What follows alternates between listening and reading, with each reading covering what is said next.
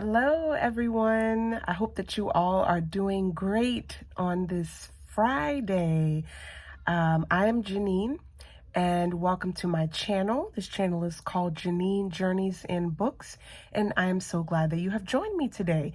So today is Friday, so that means that we're going to be recapping what I read this week, sharing my thoughts on it, and any final recommendations that I have about my chosen book. But before I get into the book that I read this week, I would love to know in the comments, what are you reading this week? Or what have you finished reading this week?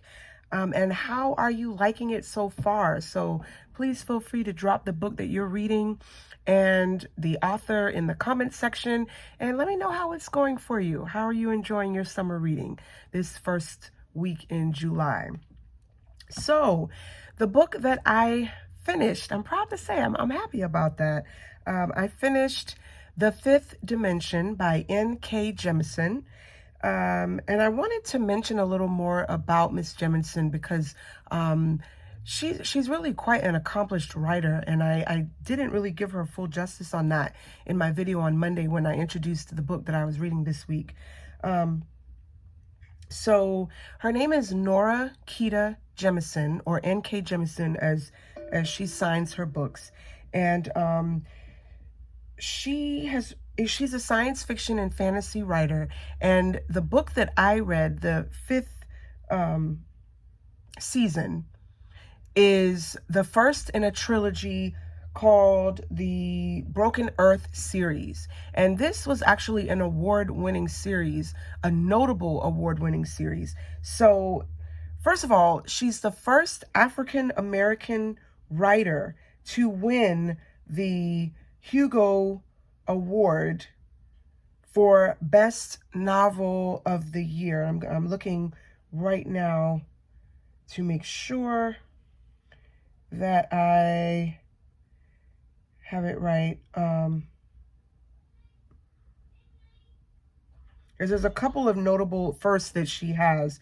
So her novel, the fifth season, it won the Hugo Award for Best Novel for that year, and she was the first African-American writer to win a Hugo Award in that category. In addition to that first, she was also the first writer to win 3 consecutive Hugo Awards. And the Hugo Awards are awards given to writers in science fiction and fantasy.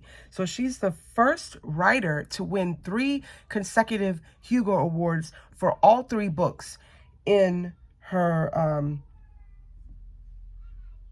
Broken Earth trilogy series. So amazing, and kudos to her and congratulations to her for that. So I wanted to go ahead and give a synopsis. One thing I too wanted to mention, I actually, after I thought about it, I've been reading science fiction for a while. I guess I kind of read a lot of realistic science fiction. I'm kind of delving more into some of the experimental or different worlds. Most of what I've read was more realistic, more medical, public health, epidemic type work. But as I was thinking about it, I've been reading Robin Cook since I was in high school. So it's been a long time that I've actually been reading science fiction. But yeah, Robin Cook was one of the first that I read and really kind of, I believe, had an influence on my career in public health, just sparking that interest. So yeah, science fiction, as I think about it, I've been reading that for quite a while. So that's what this genre is. Now, as I read the end of the book in her acknowledgement, she actually describes this book as a fantasy. I see it more as hard science fiction, and I'll explain that in as I describe the premise and some of the things that happen. But overall, the science fiction in this book is absolutely amazing for many reasons. So let me give you the premise, and then I'll talk about what I really appreciate in this book. So this book essentially has 3 plot lines. centering around three characters. So the first character that we're introduced to, and I mentioned this in my video on Monday, her name is Essen. And I'll also say that a lot of the characters in this book, as you tell from the physical descriptions of reading them, they seem to be people of color. So they'll have kinky hair, curly hair, they'll have dark skin. Many of them seem to be people of color, which again, I think is very interesting in a science fiction book, where many of the characters are people of color, not just minor characters, but many of the characters. So Essen is the woman who I described as the mother whose child was murdered. And that's like the first thing we encounter in the book. And I'm not going to tell you who murdered the child, because that's a key moment that if you decide to read this, I wouldn't want to spoil for you. What we do find out is that Essen has a special ability. And this time around with this video, I want to be sure I look at her ability as a scientific physical ability, not really a magical power, but more of a actual physical ability. And it's called orogeny. And the people that practice or can do orogeny are called orogenes. And again, one of the things that I really like about this book and the science fiction is that she creates this entire world, this entire system in society with all of these terms and characteristics, that so much so that she has to have an appendix at the end of the book to explain what a lot of this stuff means as a refresher. So basically, orogeny is the ability to manipulate thermal, kinetic, and related forms of energy to address seismic events. And so basically, the way I can compare it is, if you've ever seen X-Men and you've seen the character Storm, how she can take like the environment around her and use it to do things. So she can control the lightning, she can control the wind and the rain, and she can use it as she wishes. So that's kind of how this works, except it all has to deal with the earth. So essentially, orogenes have the natural scientific ability to pull kinetic energy from the earth, living things in the earth, plants, animals, people, water, specifically land. They pull all of that energy and they can channel it to do whatever they want to do with it. Orogenes are born with this. It's described in the book that even newborn babies, without even really concentrating, newborn babies that are orogenes can actually channel this energy. They can cause earthquakes. They can level towns and cities, depending on how strong their ability is. So because of that, we've got two major things going on here. One, these people are extremely powerful, and it often happens that they use, before they learn how to control it, they often end up having this power come out when they're emotionally triggered. So when they're scared, when they're angry, they cause this transfer of energy, and it can cause destruction. And so the people in this society are extremely terrified of orogenes. And so much so to the point where if you discover someone is an orogene, it is your duty to report them so that they can be essentially captured.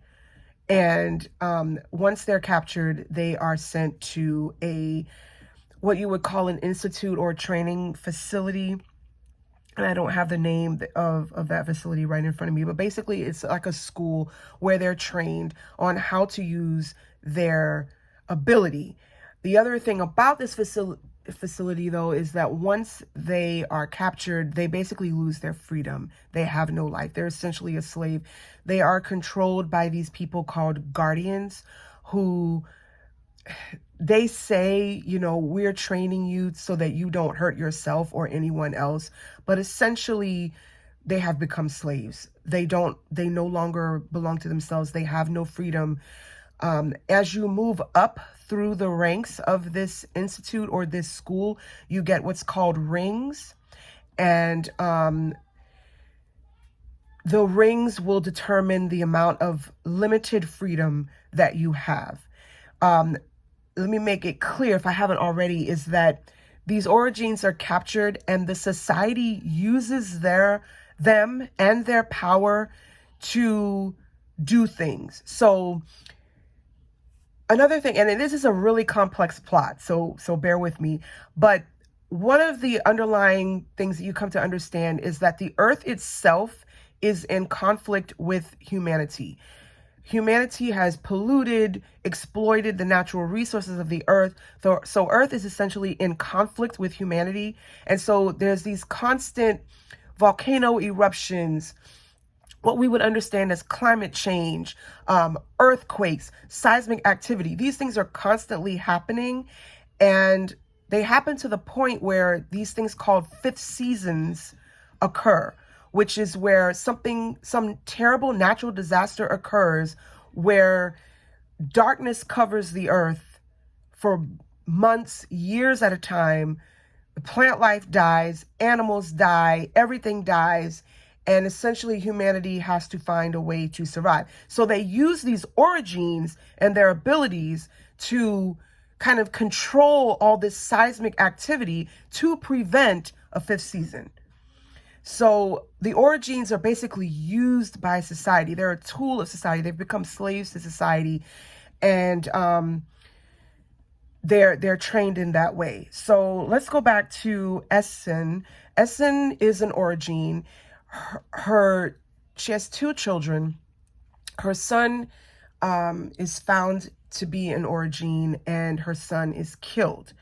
And she finds out that her other child is missing, and she's trying to find her other child. So she leaves the community in which she lives to try to find her other child. And all of this happens at the beginning. So I'm not giving away any spoilers. All of this is in like the first 10% of the book. And as she's leaving the city, people begin to realize that she's an origin. And so to get out of the gate of the city, she has to cause some major destruction, ends up killing a few people just to get out of the city. And she essentially goes on the run. So that's the premise of the first story plot, is that she's trying to find her other child after her one of her children is murdered. The second plot line looks at a child named Demaya, who is an origin. She is just discovering that she has this ability because a boy at her school was bothering her, basically harassing her, and she gets angry, and her natural ability just comes out, and the people in the town and her family discover that she's an origin. And essentially, when we're first introduced to Demaya, she's hiding in a barn and her parents have put her in the barn and left her there with no food, no ability to wash, no clean clothes, and a guardian is coming to get her. They basically locked her away in this barn, and a guardian is coming to get her, to take her to the institute. She doesn't even realize what all is going on, who's coming to get her. And so that's how we're beginning to find out about this institute in the book, is through Demaya's character, because she's then taken to the institute, and we see her journey as she's beginning to be trained, the challenges that she faces, this kind of cruel, insane way of training these origins where it's very cruel, but they can constantly say, but it's for your protection, it's for your benefit. And you essentially can't say no to anything that the guardians ask or require of you to do. Those we do find out in the book, and again, this is not a spoiler, but we do find out in the book that those who are not able to be trained, those who do not who are not receptive to the training, who don't learn to control their orogeny, there's two things that can happen. They can be killed, or they can be sent to essentially be hooked up to a machine where their bodies are basically just used to control seismic activity in the earth. They're fed through tubes. I mean, it's absolutely horrible. So the goal is to try to advance through this society to get some degree of freedom. The third plot line, again, this is just the premise overall. It is absolutely incredible, the plot here. The third character that we get introduced to, her name is Cyanite, or Cyan, and she is a four-ringer, meaning she has four rings, so she has some degree of training, and she is, of course, the goal. She wants to advance. She wants her freedom. Through Cyan, we learn another detrimental thing about these origins is that they're used for breeding. Again, they're slaves, and society needs these origins and wants to use them to control the seismic activity in the earth so that another fifth season doesn't occur and totally wipe out humanity. That's what they're used for. So they're bred so that they can have more of these origins to basically do what society needs them to do. Cyan has been assigned to a mentor who is a 10-ringer. And together, she has been given the assignment of going to this town to clear some coral reefs that are blocking a harbor, which is inhibiting their commerce, essentially. And so her assignment is this town has hired and contracted her out. She's not paid, the institute is, but this city has contracted her out to come in and clear the harbor of all these coral reefs that are limiting their trade and their commerce activity. It seems like a very minimal thing, but Cyan's assignment is where we see a lot of the atrocities that happen with this group.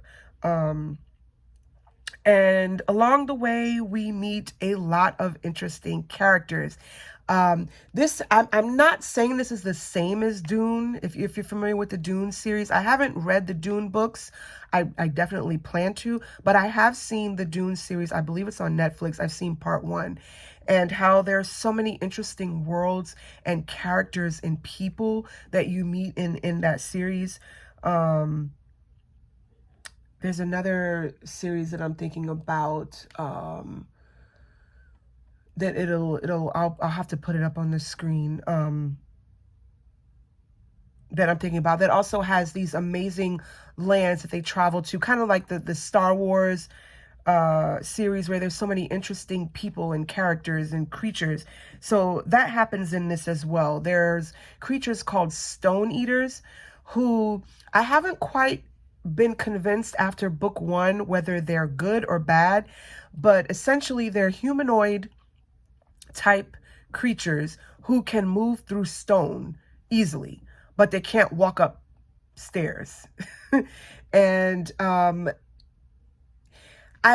really struggling with where they actually come from. I feel like they're agents of the earth, because again, the part of the premise of this novel is that Earth is in conflict with humanity, and Earth is trying to take itself back from humanity. And so stone eaters they link themselves up with origins in a sense that they follow an origin around, like kind of like a guardian in a sense. But so, for example, there's an origin that I haven't introduced you to yet, the 10-ringer that I mentioned. He has a stone eater that follows him around, and whenever he's in danger, like one of the guardians, he's done something one of the guardians don't like, or the guardians are coming after him, the stone eater will grab him and pull him through a cliff or through rock to get him away from danger. But he seems to suffer badly physically from that. Cyan also has a stone eater assigned to her, we find out. And this Stone Eater also protects her from danger, keeps her from being harmed. But whenever she's about to do something incredibly destructive, the Stone Eater, it seems that they pull them out of those situations. So I'm not entirely sure if they're good or bad. And actually in the appendix, it's kind of alludes to the same thing, that not much is known about Stone Eaters, but they're incredible creatures. So that's basically the premise of the book. It's a very, very long book. In my Kindle, I'm going to pull up real quick. In my Kindle, it was over 400 pages. So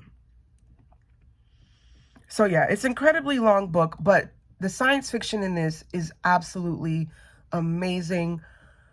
The other thing that I really like about this book is that it's a different kind of science fiction. A lot of the science fiction that I read deals with space, deals with space exploration, exploring different planets, time travel, another dimension or worlds that exist concurrently with the world that you're in. This is the first time that I've read a science fiction novel that actually dealt with like geology and geophysics and seismic activity. It was a breath of fresh air. It was entirely new in that regard to me. And I thought that was very interesting and a selling point on this book. Again, let me see, I've talked about the Guardians, the world building, the societal structure, how the people have the characters or the people in the society, how they're given their names. Their names determine what community they're from and also what their role in society is. They could be an intellectual, and that's determined by their name. It's like a caste system. They could be an intellectual. They can be like a protector of the society. They could be a breeder in society. So these things are predetermined. And again, I think a lot of that is because of these 5th seasons. When a 5th season occurs, society can be entirely wiped out. And so they have in their minds put into place societal structures, regulations, and rules that are designed to preserve mankind and society. So that's the premise. That's what I really liked about this book. There's a couple of things that I wanted to mention that I feel are not my preferences. I will never bash an author's work. I will never bash someone's creative work.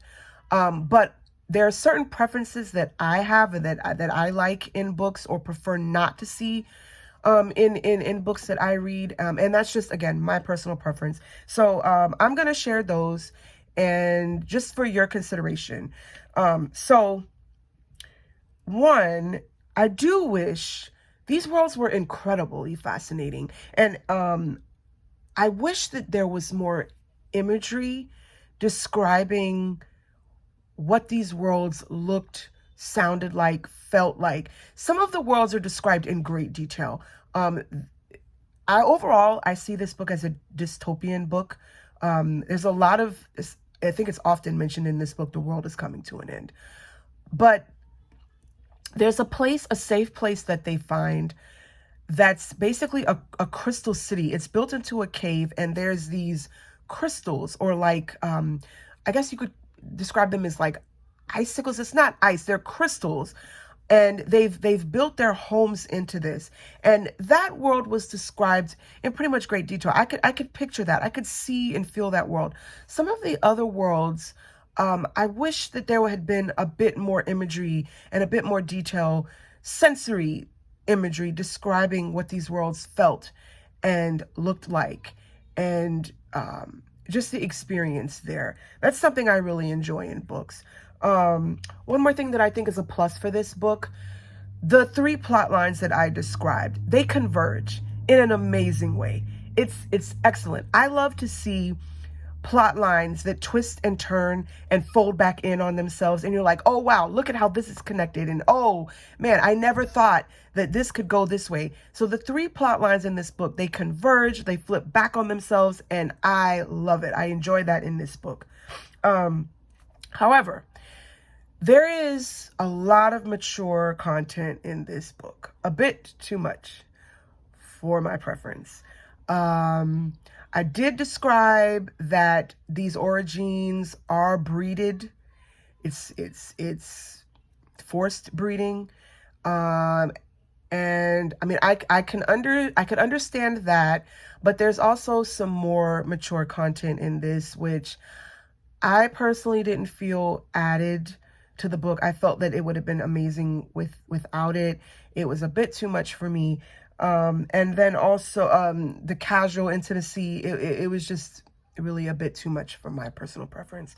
And then there is a lot of strong language in this book. It kind of picks up around the 30-40% mark. It wasn't that bad at first, but once you get about 30% in, it just really picks up. And again, I've read some amazing classics, some amazing science fiction that do well without it. And I personally prefer not to have a lot of strong language in the books that I read. And this book definitely does have strong language in this. I did come across in my research that, I forget which film company, but there is a film company that has bought the rights to making a film adaptation of this book. And I definitely think that it would be an amazing film. However, I do think the rating on that would have to be, if it was TV adaptation, TV MA, because again, it's mature content and very strong language at some points. As the tension's building, it does kind of get a little bit too much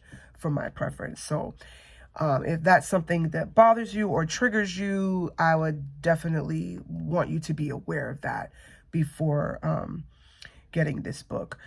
So for that reason, although I tremendously enjoyed the science fiction element of this, I mean, it's hard science fiction. I loved it. I loved the appendix at the end that had to explain all of the new terms that were introduced in this book. The characteristics that the characters have, the types of elements in this society, the societal structure. I really enjoyed all of that. But for my personal preference, I will not be reading book 2 and book 3. I'll probably keep my eye out for when the film comes out and probably find out what happens to the plot once the film comes out. But for me, I'll probably stop. I'll definitely stop here with book 1. So those are my thoughts on that.